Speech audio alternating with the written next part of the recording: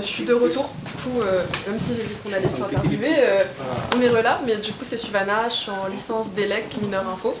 Donc moi je suis Jayani, je suis en majeure mécanique et mineur gestion.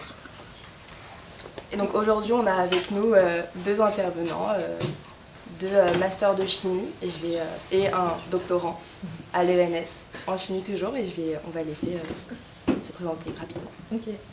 Moi, je m'appelle Elissa Al-Mardini et je suis étudiante en Master 2 de chimie des matériaux et chimie et sciences du vivre.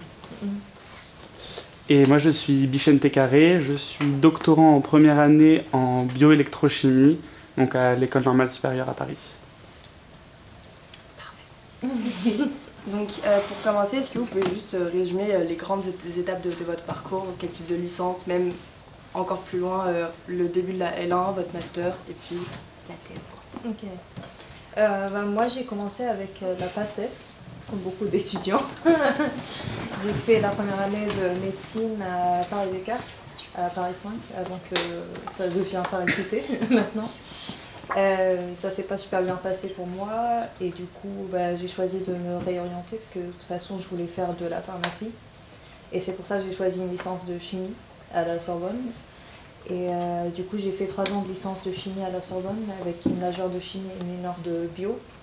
Et j'ai continué ensuite en master de chimie.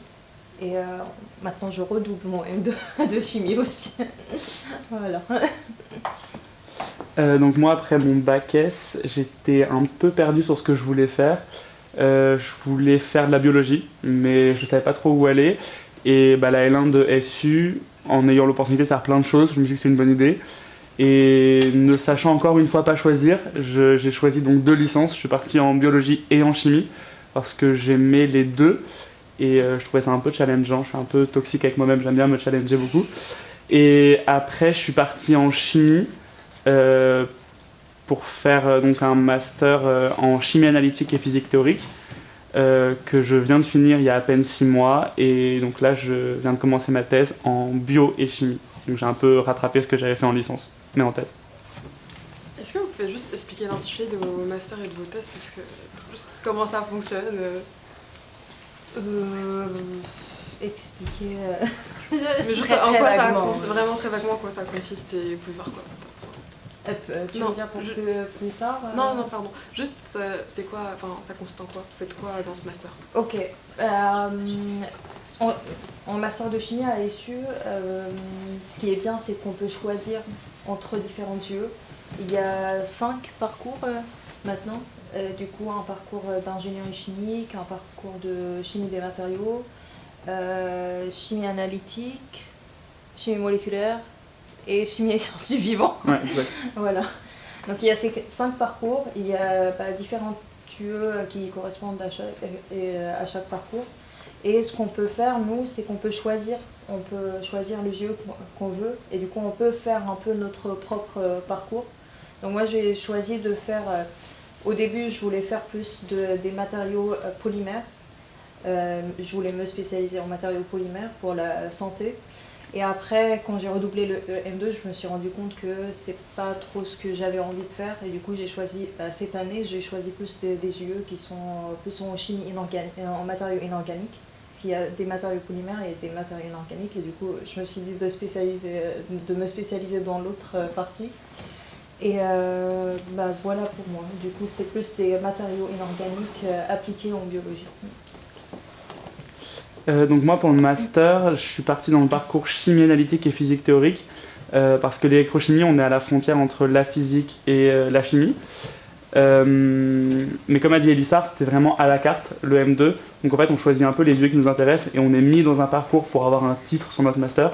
Mais en soi, on fait tous un peu... Enfin, en fait, personne n'a le même master en termes de master parce qu'on a tous des UE clés différentes. Et donc moi, je suis parti en plus chimie bioanalytique donc toutes les méthodes de séparation, de traitement d'échantillons, d'analyse, de trouver les molécules, trouver les enzymes, enfin voilà, tout ce qui est varié, qui peut exister aujourd'hui dans le monde de la chimie analytique, et la partie théorique avec pas mal un peu de quantique qui se baladait dans tout ça. Bon, j'aime bien dire ça, mais bon, j'ai un peu foiré l'UE concernant la quantique. Mais il y avait quand même l'aspect physique théorique dans mon master. Et après, donc moi j'ai fait un stage en microfluidique, donc qui est vraiment quelque chose proche de la mécanique des fluides, mais à l'échelle micrométrique. Et ensuite, je suis parti en thèse. Et donc aujourd'hui, ma thèse, le titre précis, c'est la commutation redox de sondes fluorescentes et les applications en imagerie cellulaire. Donc ça fait un peu gros mot, mais c'est assez simple en fait. Je synthétise des molécules, des petites molécules fluorescentes sur lesquelles j'attache un composé qui a des propriétés redox, qui, de par son état d'oxydation, peut allumer ou éteindre la sonde en question. Et cette sonde, une fois mise dans des cellules, par exemple, elle peut cribler des cellules cancéreuses de cellules saines, parce que les cellules cancéreuses surexpriment les ROS, qui sont des espèces oxydantes. Après, en gros, je fais de la synthèse organique, donc je synthétise des molécules, et je mets ces molécules dans des cellules que je cultive pour voir si elles s'allument ou elles s'éteignent. En gros, c'est ça. Okay, je suis impressionnée. Et qu'est-ce que vous avez le moins aimé et le plus aimé dans vos études jusque-là? Ça peut être tout et n'importe quoi. Hein. Vraiment, des profs.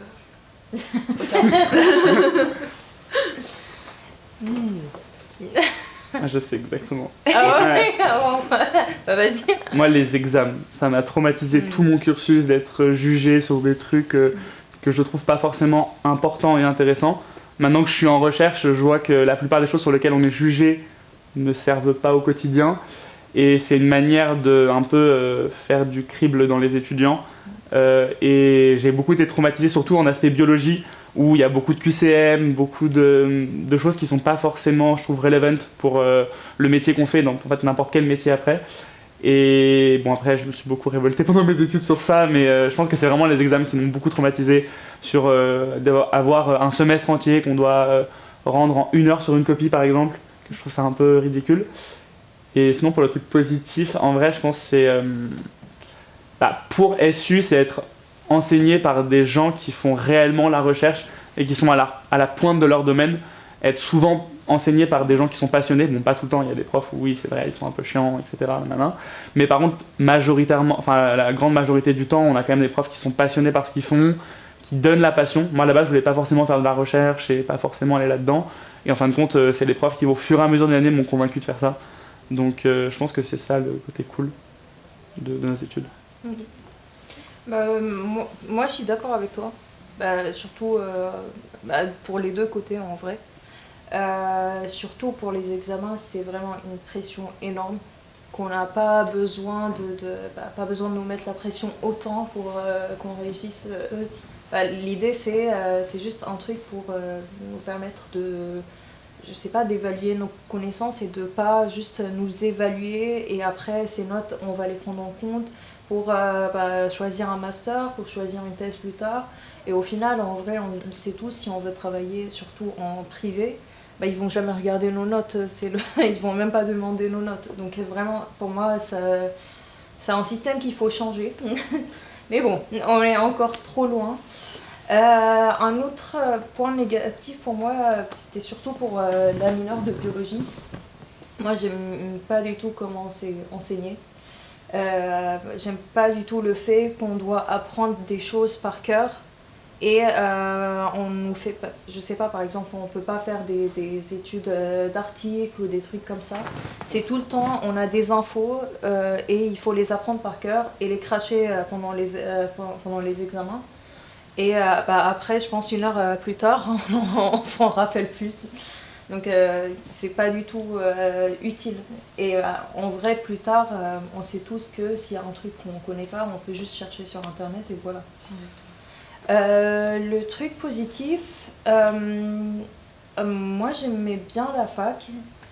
Ce que j'aime bien, c'est que c'est pas comme on décrit. Par exemple, on nous dit oui, il faut mieux faire une école d'ingé qu'aller en université. Et moi, je trouve que c'est le contraire. Pour moi, c'était vraiment le contraire. Moi, je suis très contente d'avoir choisi la faculté et pas d'avoir choisi une école d'ingé. Et c'est vrai que c'est super impressionnant que nous, on a des cours, c'est des grands chercheurs qui travaillent sur le sujet, qui sont au courant de tout ce qui se passe dans le monde dans ce sujet. Donc ça, c'est vrai que c'est hyper impressionnant. Et c'est très motivant aussi. Encore faut aussi avoir de bons profs. Voilà, c'est ça. Pédagogique, Et je vois pas le bout. C'est ça le truc aussi, c'est que t'as pas tous les bons chercheurs, sont des bons profs aussi. Ouais. Ça, c'est une vérité. C'est ça. Pas du tout pédagogue. Je suis totalement d'accord. Donc non, ça se voit qu'ils sont forts, mais ouais, voilà, on peut arrêter. Non, s'il vous plaît. Après, ou peut-être faire des formations avant de devenir enseignant, c'est ça ça. peut être pas mal aussi. Parce que pour être chargé de TD, juste tu fais ta thèse et puis c'est bon, non? Ou pas? Ça dépend. Alors, tout dépend où tu es chargé de t'aider. Petit instant promo pour sortir de l'université. En vrai, je pense que c'est quand même l'une des seules facs où quand on passe de doctorant à enseignant, on est vraiment suivi et formé un minimum. Bon, évidemment, je pense pas autant qu'on devrait, mais on a quand même beaucoup de formations sur, par exemple, l'inclusivité. Donc, essayer réussir à enseigner à différents publics, ce qui est assez compliqué en L1, parce qu'on a des étudiants qui viennent de partout, qui n'ont pas forcément les mêmes bases, qui sont pas forcément qui n'ont pas le français comme langue maternelle, enfin plein de choses diverses et variées. On est aussi beaucoup formé sur comment gérer une classe, comment dire ça, contrôler les savoirs, en gros faire les examens quoi. Mais bon, après c'est quelques heures par-ci par-là, mais je pense que c'est quand même l'une des seules facs, vu mes amis qui sont partis dans d'autres facs par exemple, où on a cette envie, en tout cas cet essai d'essayer d'aider les doctorants et pas juste les mettre devant les étudiants. Mais ce qu'il faut savoir, c'est que c'est très récent, c'est-à-dire que c'était il y a quelques années que ça a été mis en place, et que la plupart des enseignants qui aujourd'hui sont profs, genre chercheurs-profs, n'ont pas eu ces formations-là, ont été mis devant des doctorants, enfin ont été mis devant des enseignants quand ils étaient doctorants ou maîtres de conf. Et aussi pour revenir sur la question de, il y en a, on voit qui n'ont pas envie d'être là. Je pense que ça c'est factuel. Il y a certains profs qui ne veulent pas enseigner, qui auraient aimé être seulement chercheurs. Et aussi la part d'enseignement dans la vie d'un chercheur, enseignant-chercheur, c'est énorme. Faut se dire qu'ils ont à peu près 200 ou 220 heures d'enseignement devant les étudiants. C'est-à-dire que dedans, il n'y a pas les corrections de copies, les préparations de cours, etc. Et en fait, souvent, ça devient vite un poids. Il y a certains qui sont passionnés par l'enseignement, certains qui le sont, mais pas autant qu'ils le devraient. Donc maintenant que je suis de l'autre côté, je comprends un peu pourquoi certains sont un peu blasés de l'enseignement. Et aussi, des fois, ils font pas tout pour qu'on comprenne tout forcément, mais c'est aussi que... Je pense que comme tu l'as dit, des fois il y a quelques parties du système qui ne marchent pas, qu'il faudrait qu'on revoie, et je pense que c'est un peu à notre génération d'essayer de refaire ça. De changer tout ça. Du coup, est-ce qu'il y a une découverte, une expérience marquante de votre parcours qui a renforcé votre passion pour votre domaine? Pour moi, c'était plutôt les stages. C'était ça qui m'a vraiment encouragée à aller plus loin. Et surtout mon stage en laboratoire universitaire pendant mon premier M2 qui m'a vraiment poussée à aller plus loin, et je me suis dit pourquoi pas faire une thèse plus tard, après quand j'aurai fini mon master, parce que c'est vrai que c'est passionnant, c'est motivant. Moi pendant mon stage de M2 je travaillais sur la synthèse de polymères pour le diagnostic du cancer de sein métastatique.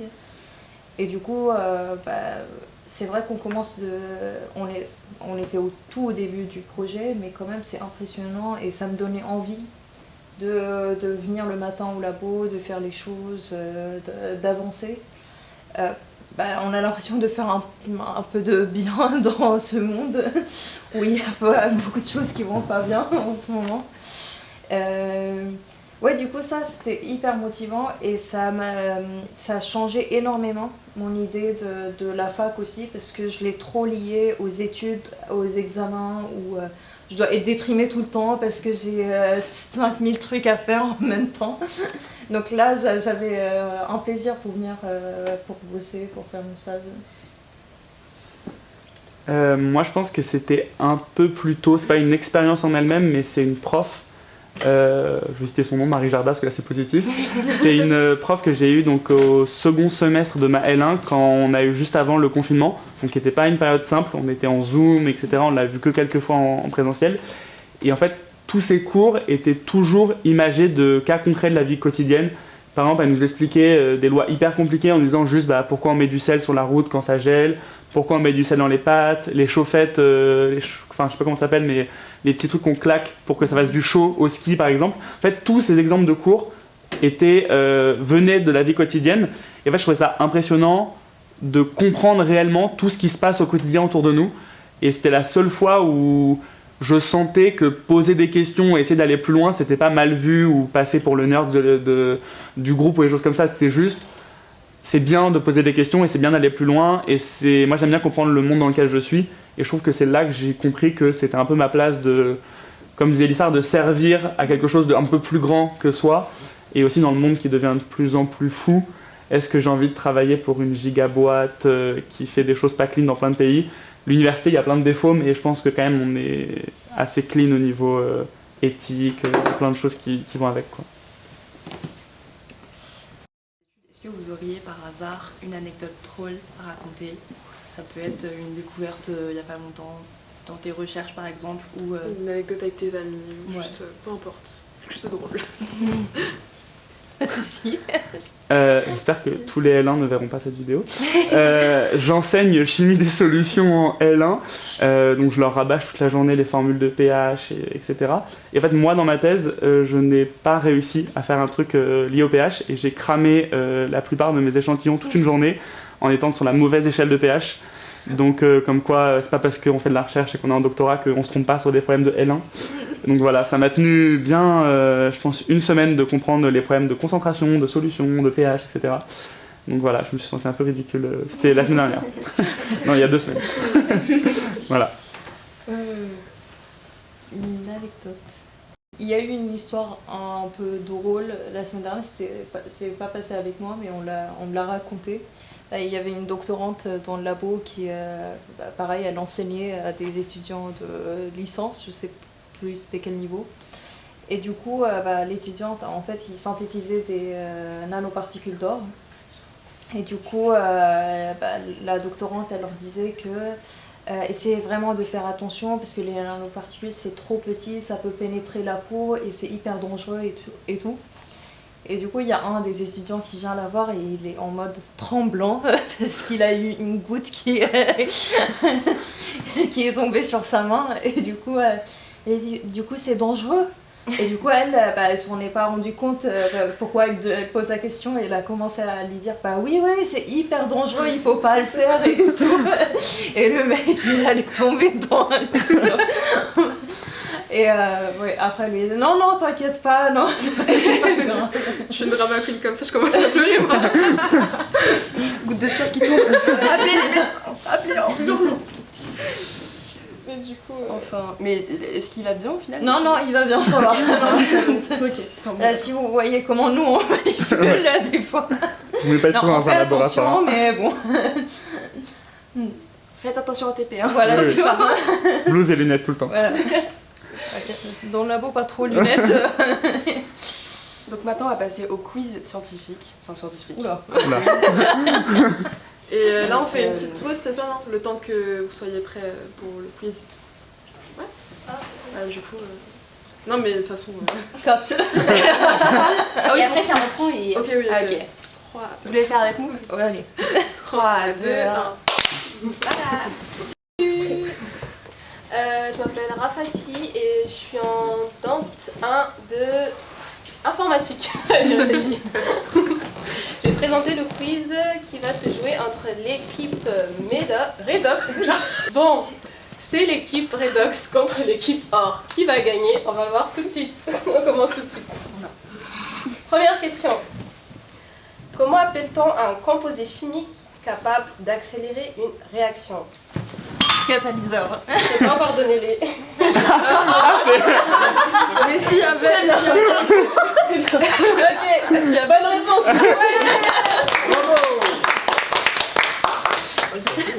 On est hors... Vers la caméra. Pourquoi tu vas pas? Ah, mais il fallait préciser que c'était. Ah, il y a des choix. Il y a des choix à chaque fois? Non, pas à chaque fois. Ah, pas à chaque fois? À chaque fois. Tu peux Celle-là, non. préciser Mais par avant. exemple, tu as plusieurs réponses possibles. Ok, d'accord. Tu veux avant. Ouais, ok, comme ça vous avez le temps. Prochaine question. Quelle est la géométrie du CO2? Coudé. Non, mais c'était en Vous même l'avez fait temps. en même temps. C'est- Mais elle a dit en premier, donc oui, c'est vrai.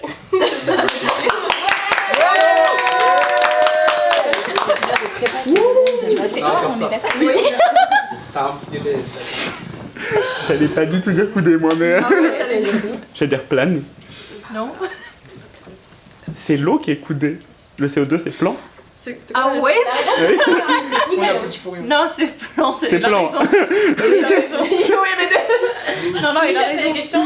Bon, c'est un point pour. Bon, on peut refaire la question. Soit on annule le point. Non, mais t'es quand même. Et Tu veux gagner, La réponse est faux. Mais elle a eu la réponse de la carte. C'est ça? Non, bon, Bon, bah, on annule. Toujours 1 et 0. Là-bas. Bien vu. Ok, prochaine question. Question 2, encore une fois. Et Un choix. Non, ben, je Ok. vais dire TCHU. Comment appelle-t-on une espèce qui peut être acide et base à la fois? Amphotère. Bravo. Mais moi je l'avais pas. Bah, c'est quoi le Ah oui, deuxième? oui, c'est ça. Moi j'ai une question. Est-ce qu'il y a que l'eau ou Il y avait un a ou, d'autres en fait. espèces? Non, il y en a plein. Ok, merci. Je me rappelais plus du tout de. Il y en a un Ok, deuxième vous nom, êtes à égalité, alors. amphotère ou. Il y en a un deuxième Voilà, en normalement. fait, c'était l'autre que j'avais lu, du coup, je me suis dit. Ouais, il y en a c'est deux. un amphotère, soit c'est En folie. Ouais, c'est ça. Ouais. Ah, c'est un peu souvenir, moi. Oui, je pensais que c'était. Ça, je l'ai enseigné il y a pas longtemps quand Mais t'as- Ah, mais oui, il y a en deux. fait, il y a un prof. même. Ouais. Donc, c'est. Mais oui, voilà, il a plus de chances de réussir. Il enseigne des L1 en plus. Continuons s'il vous plaît, c'est très bien comme ça. T'es contente? Ok, alors, tiens. De quelle couleur est le rouge ponceau à pH? Hein? La question ne répond pas. C'est ça. De quelle couleur est le rouge ponceau à pH? Il n'y a pas écrit pH égale 13? Égal 13. Alors là. C'est la réponse D, toujours. Non, il n'y a pas de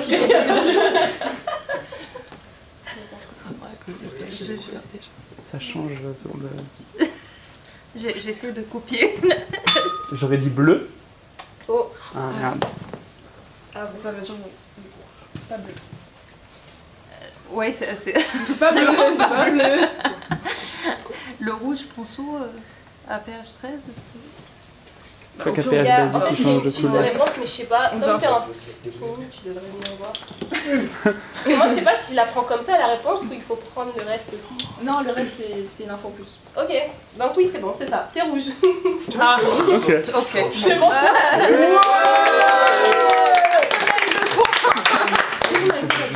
Non, on n'a pas. Bah, c'est pas dit rouge, non? Elle disait le nom de la Répétez molécule. C'est bon, c'est pas En vrai, grave, ça marche on a pendant certains gagné. examens. J'ai entendu rouge. Bien comme ça. Mais attendez, la réponse était dans la question, genre? Ouais, mais je pense qu'à pH acide, il doit changer de couleur Ouais. ou un truc Non, comme mais ça. C'est ça, Acide, l'info, c'est en plus. pH, C'est pour ça que ça. je voulais savoir si fallait Non, que ça acide, reste. c'est 0,1.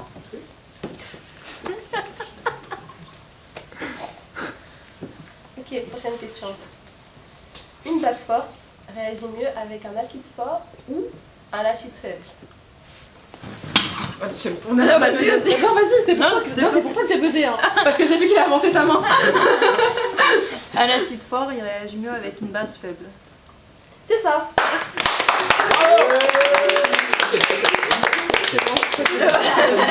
Donne-moi des réponses, je Ouais, voilà, peux bonne réponse. J'ai la bonne réponse. Depuis le début, je te regarde. Je suis assez. Je suis compétitive. On est à combien? 3-1? 4, 1. Non, Non, 3. 3. Elle veut le point. J'avais le point d'avant, l'annulé. Le bon. Il y a encore le temps de remonter. Cette fois, c'est une question à choix multiple. Parmi ces entités, lesquelles stockent de l'énergie sous forme chimique? Petit A, les batteries. Petit B, les êtres humains. Petit c, l'essence. Et petit d, les condensateurs. L'être humain. Il y a plusieurs réponses. Ah. Attends, répète. Alors, il y a eu batterie, le corps humain, enfin les êtres Ouais. humains, Ouais. condensateur non, et c'est quoi les C'était l'essence. L'essence, oui. C'est ça, c'est exactement ça. Ouais, bah, c'est une liaison chimique C'est que vrai. tu Non, peux Je sais pas pourquoi j'ai bugué, moi. C'était trop clair. Et prochaine question. En quoi les réactions chimiques se différencient des réactions nucléaires? Il y a plusieurs réponses. Petit a, les réactions chimiques impliquent uniquement les électrons tandis que les réactions nucléaires affectent les noyaux atomiques. Petit b. Non mais attends. Ah, c'était sûr. Bon, on l'a répondu. Ok, donc oui. Je sais pas qui a besoin Bah. de premier. Allez, honneur Oui. à l'équipe féminine. Non, vraiment. Non, c'est entre nous, non? Ouais. Ça annule le point. Bah, du coup, c'était ça. C'était la première. Ok, bon. Bah, ouais, bah, Du coup, on met pas de points, c'est pas grave, ils ont besoin de temps. bah, je sais pas, elle a dit qu'elle avait besoin en premier. Non, j'ai Moi, Shifumi. j'ai peur. Shifumi. Mais non, Non, non, moi je risque pas ça. Hein. Moi je risque pas. Y a pas de points. Ok, ensuite. Ok, on passe. Dans une solution à pH 8, on a une mode d'espèce basique. Le pKa du couple est aussi de 8. Quelle est la concentration de l'espèce acide? 10 puissance moins le pKa. Alors, je sais pas si c'est équivalent à ce qui est écrit là. Viens voir. Est-ce qu'on peut répéter la question? Parce qu'en fait, j'ai pas eu- mon cerveau il a décroché au milieu de la question. Ok. Attends, répète. Dans une solution à pH 8, on a une mole d'espèce basique. Le pKa du couple est aussi de 8. Quelle est la concentration de l'espèce acide? 10 puissance moins pH. Je sais pas. Viens voir. C'est ça ou pas? C'est pas ça. C'est pas ça, 0,5 ok. 0,5 parce qu'on est pile au pH. pH égale pKa, donc on a la moitié des deux espèces Mais qui est ouais. présente en solution. À pH égale pKa, on a les deux espèces qui sont Oui, en même qui sont- concentration, ouais. mais du coup on a une mole de base, donc on a aussi une mole d'acide. On a la Ah, même concentration ok, des d'accord, deux ok. espèces. Ouais. Ok, Du coup, la réponse qu'elle a donnée, c'est vrai quoi? non, Ok. j'avais pas posé la question. Ok. Moi, je savais pas du tout si c'était vrai ou Il se pas. passe quoi là? C'est quoi là? Bah, la réponse Elle est l'a une molle donné. aussi. La concentration c'est une mole? Ouais.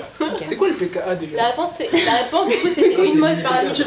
Tu l'as pas vu en est? C'est qui? Si je peux faire un petit disclaimer, la question était un peu mal posée. Parce qu'ils n'ont pas précisé la concentration de base. Voilà. On est d'accord, merci. D'accord. Vous pouvez pas trop y répondre. Je suis très d'accord. Ouais. Mais C'était très- Je suis très d'accord. Ouais. C'est très mal posé. Parce que quand ça a commencé à parler d'une mole et une mole, je suis en mode, mais ils ont parlé de concentration quand dans la question? Aimé, là. Aimé 1. Prochaine question. Prochaine question. Quelle physicienne chimiste s'illustre comme précurseuse des travaux sur la radioactivité? Marie Curie. C'est ça. Donc là, en fait, c'est la personne qui va le plus vite. C'est ça. Mais vous avez pas Ouais. La bonne Il faut activité. motiver les fous. Est-ce qu'on peut Il y a combien de questions? Il y a combien de questions en tout? Je crois que 16. Ah, c'est combien? Il y a un remonté de fou. Cinq. Dites-le fou. Oui, il y a 2 points. Cette fois, c'est une question à choix multiple. Question à choix multiple. Quelle est la particularité des composés chimiques organiques? Petit a, ils respirent. Ok. Petit b, ils ont tous un nom compliqué à retenir. Petit c, ils ont le carbone comme principal élément chimique constitutif. Ou petit d, une faute, ce sont les seuls composés à posséder des liaisons covalentes. Je pense que c'est cela. Vas-y. C'est le petit C. C'est ça.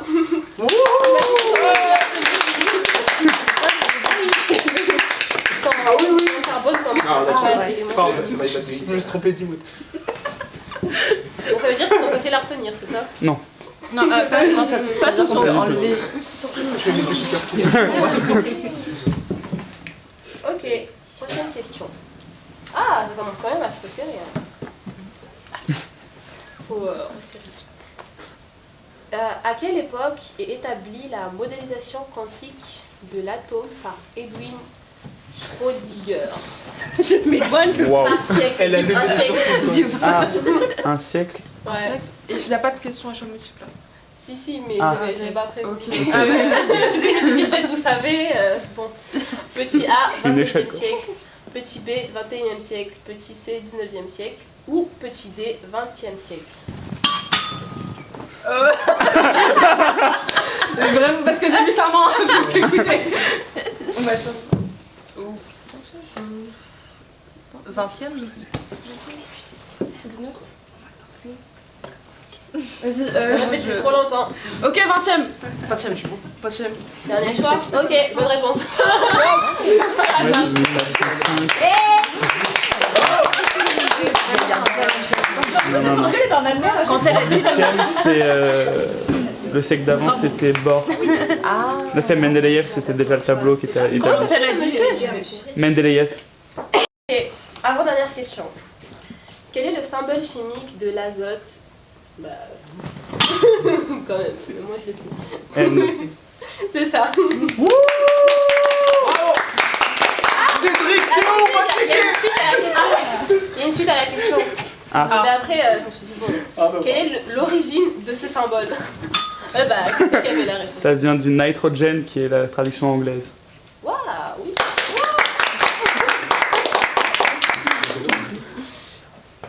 Ok, on a dit 2 questions. Dernière question. Si vous arrivez à Non, s'ils arrivent à égalité, tu fais une dernière question. Ouais. Non, mais avant, il y a- dernière il y a un question peu- ou dernière question? Ok, question à choix multiple maintenant. Parmi les éléments chimiques suivants, lequel est un gaz noble ou rare? Petit A, l'air, petit B, l'hélium, petit C, l'hydrogène ou petit D, la vapeur d'eau? Vas-y, je t'en prie, vas-y. Attends, R, hélium. Hydrogène ou vapeur d'eau? Hélium ou hydrogène, je sais que c'est l'un des deux, parce que je l'ai appris quelque part. Hélium, oui, je sais Hélium. pas pourquoi j'ai Hélium. bugué, oui, c'est le premier C'est gaz ça. noble.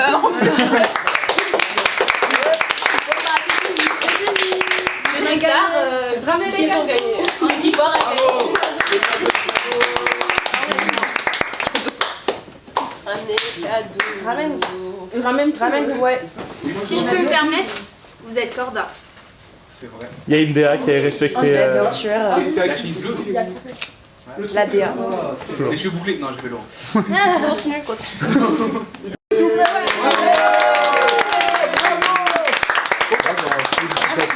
à vous.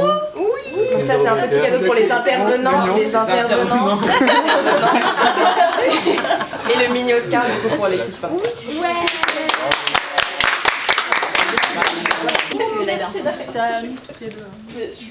Oh, merci. C'est pour toi. Voilà. Bravo. On fera un petit check. Oh, je crois que vous avez filmé ça. Les lunettes sont tombées toutes seules. Donc revenons à notre interview. Merci beaucoup d'avoir participé à ce fameux quiz. Même si on a perdu. Mais de toute façon, l'important c'est de... On sait qui est les gagnants. Exactement. Je savais que c'était au 20e siècle, je sais plus c'était quoi, mais je le savais.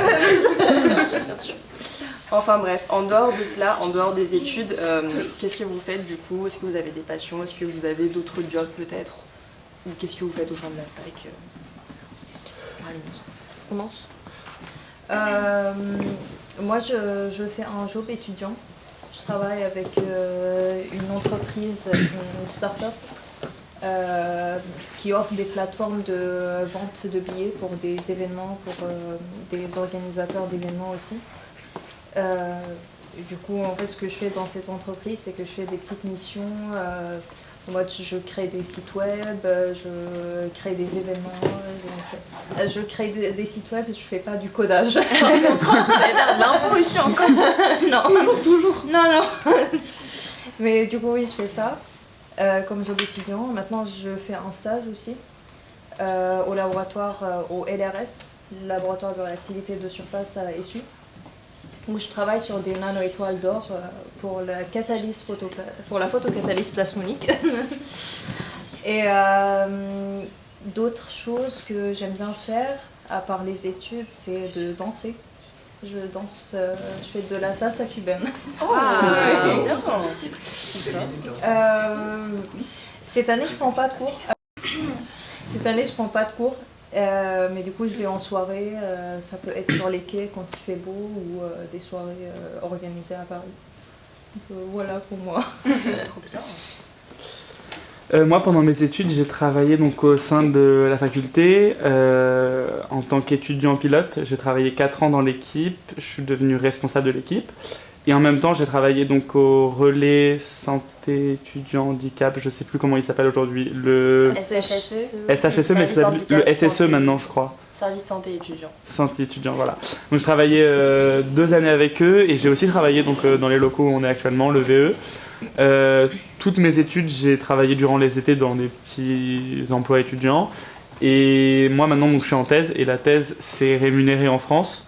Donc j'ai la chance d'avoir assez d'argent pour pas avoir à travailler à côté de ma thèse. De toute façon, je pense que c'est pas faisable. Et donc pendant la thèse, on peut faire une mission d'enseignement. Ça veut dire donner des cours à des étudiants de licence majoritairement. Et pour ça, on est rémunéré par la fac aussi. Donc ça fait un petit rajout de ce que déjà la thèse nous paye. Et à côté, comme passion, je cuisine beaucoup. Et j'ai commencé cette année la poterie depuis genre 3-4 mois. Et je fais ça toutes les semaines. Voilà. Du coup, c'est quoi vos projets sur les années à venir et sur le plan professionnel ou académique? Bon, après, académique, c'est bientôt fini, mais professionnel. Moi, pour l'année prochaine, j'aimerais bien tenter d'avoir une thèse pour continuer, toujours dans les nanoparticules pour des applications biologiques. Surtout si j'arrive à avoir une dans le traitement, dans la thérapie du cancer, ça peut être l'idéal. Après, si j'arrive pas à avoir une thèse cette année, du coup, je vais bosser en privé, en industrie. Donc pour l'instant, c'est ça le plan proche. Voilà. Moi, déjà finir ma thèse. J'espère que tout va bien se passer et que je vais avoir des résultats à présenter. Et ensuite, moi, vu que j'aimerais faire une carrière dans le milieu académique, il faut que je parte en postdoc. Donc c'est après la thèse, on part quelques années à l'étranger. Et le premier postdoc que j'aimerais viser, c'est soit dans les pays nordiques ou alors au Canada. C'est-à-dire que tu vas faire un échange là-bas ou enfin je sais pas. En fait, c'est un travail, on n'est plus du tout étudiant. Une fois qu'on a le titre de docteur, pour pouvoir revenir en France et avoir un poste stable, quand je dis stable, un CDI, c'est avoir démontré des expériences de recherche à l'étranger. C'est quasi obligatoire. C'est pas écrit officiellement, mais officieusement, en fait, toute personne qui veut travailler en tant qu'enseignant-chercheur, maître de conférence ou chercheur tout court, en fait, on est obligé de faire une expérience de recherche à l'étranger de minimum 2 ans.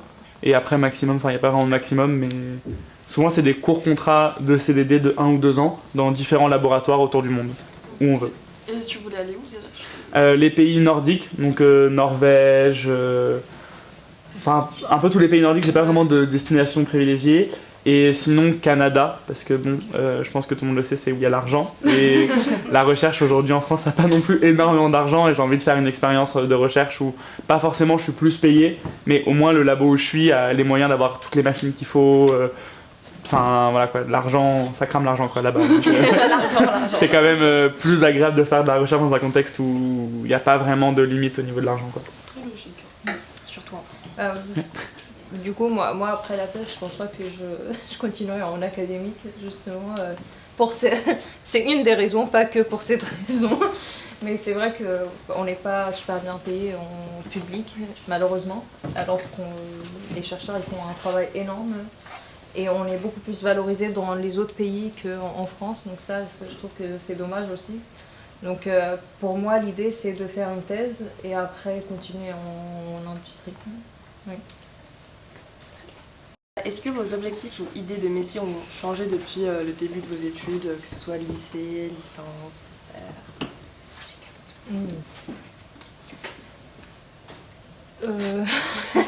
Oui. Moi, avant, je voulais tout le temps devenir pharmacienne.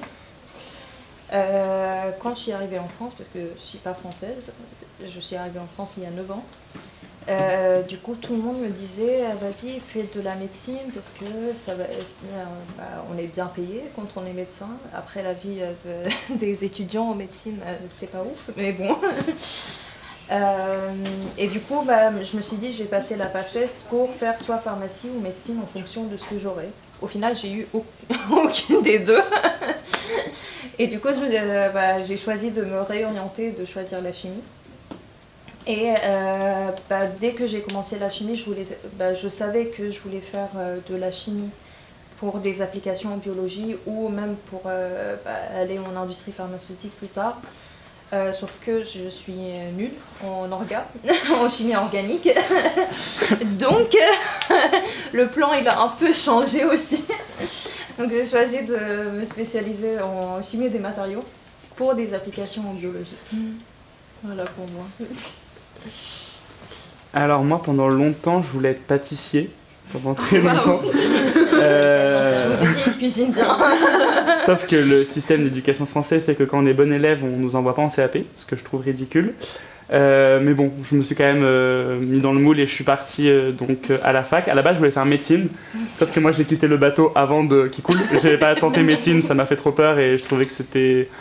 Enfin, c'est pas forcément ce à quoi moi je voulais faire médecine grâce à Grey's Anatomy, quoi. C'était pas du tout pour des idées de sauver les gens ou autre, quoi. Et je me suis vite rendu compte que c'est pas ça la vraie vie, donc je suis parti ici. Je voulais faire pendant longtemps de la biologie, généticien. Et en fait, trop de par cœur, trop de... Voilà quoi. Ceux qui sont en biologie comprendront, je pense. Et donc je suis parti en chimie, et comme Mélissa, j'aime bien travailler en chimie, où il y a quand même une application vers la biologie, mais sans être en biologie pure, quoi. Mais voilà. Et pendant longtemps, je voulais aussi partir potentiellement en industrie pour le salaire.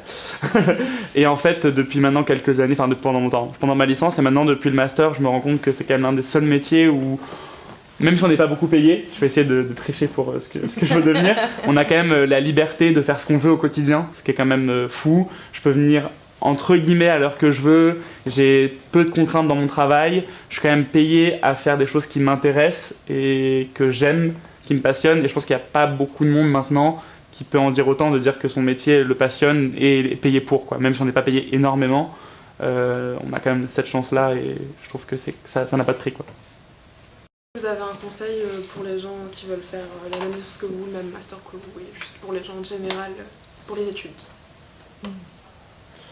Alors moi je pense que c'est un peu la réponse bateau, mais essayer de pas trop regarder ses notes. Bien évidemment, je vais pas dire que c'est pas important parce que ça nous permet de passer des checkpoints, donc par exemple passer licence en master, master en doctorat, mais en fait au final on peut être très bon étudiant et vraiment réussir.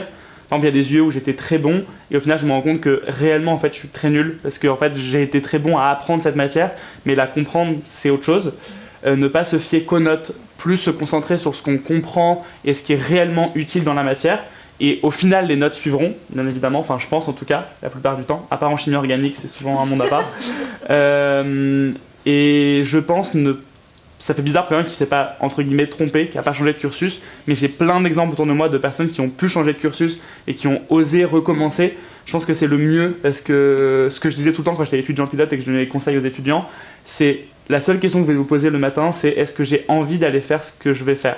Pas forcément tout de suite, oui il y a des matins où j'ai pas envie de me lever pour aller en TD à 8h, mais regardez après qu'est-ce que j'ai envie de faire, qu'est-ce qui m'intéresse, et je pense que tant qu'on est jeune et qu'on peut, il faut profiter d'avoir la chance de pouvoir faire ce qu'on veut faire, parce que j'ai trop d'exemples autour de moi, même dans ma famille, de personnes qui ont été forcées à faire des métiers qui n'ont pas eu vraiment le choix pour le faire, ou qui sont même un intérêt pour, et continuer à se forcer à imaginer la vie d'après, et continuer à essayer, même si oui c'est dur, hein, enfin, voilà. Parents, c'est voilà, exactement. Pour moi, je dirais la même chose et moi je dirais la même chose que Bichente. Ce que je peux rajouter, c'est juste vraiment tenter. Si vous avez envie de faire un truc, allez-y. Si vous avez essayé, allez-y, parce que c'est mieux de dire que j'ai essayé et ça n'a pas marché pour moi que de pas jamais essayé, de se dire peut-être que j'aurais dû essayer. Pareil, laissez pas les notes déterminer ce que vous avez envie de faire, parce qu'on peut toujours continuer. Personnellement, j'ai pas eu de très bonnes notes et j'ai réussi à avoir un master. Je tente aussi maintenant d'avoir une thèse, donc c'est possible. Donc vraiment, n'hésitez pas. Et 1 an de perdu, ça reste mieux que de se dire que je suis bien dans mon parcours et de pas changer. Et au final, se rendre compte que non, c'est pas le truc que j'ai envie de faire. Voilà. Merci beaucoup. Merci beaucoup.